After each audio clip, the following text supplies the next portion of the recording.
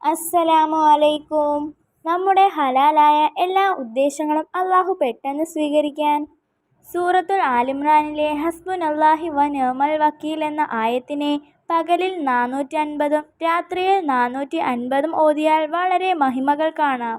അതിനുശേഷം മതിപ്പുയരാൻ യാ അസീസ്, യാ കാഫി, യാ ഖവിയ്യു, യാ ലത്തീഫ് എന്നതിനെ 450 പ്രാവശ്യവും ഓതിയാൽ മതിപ്പുയരും. ക്രൂരതക്കാരൻ്റെ ക്രൂരത അടങ്ങുവാൻ ഹസ്ബുനല്ലാഹി വ നിഅമൽ വക്കീൽ എന്ന വചനത്തെ 313 പ്രാവശ്യം ഓതിയാൽ ശത്രുക്കളുടെ യാതൊരു ശത്രുതയും ഫലിക്കില്ല.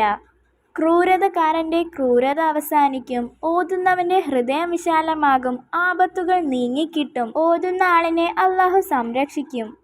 നമ്മുടെ പ്രാർത്ഥനകൾ പെട്ടെന്ന് സ്വീകരിക്കാൻ സൂറത്തുൽ ആലിമ്രാനിലെ 189 മുതൽ 199 വരെയുള്ള വചനങ്ങളെ തഹജ്ജുദ് നിസ്കാരത്തിന് ശേഷം ഓതിയാൽ പ്രാർത്ഥനകൾ സ്വീകരിക്കപ്പെടും. ഇപ്പോൾ നമുക്ക് മനസ്സിലായില്ലേ എത്രമാത്രം പവർഫുള്ളാണ് ഈ സൂറത്ത്. എല്ലാവരും ഈ സൂറത്ത് പതിവാക്കാൻ നോക്കണേ. അസ്സലാമു അലൈക്കും.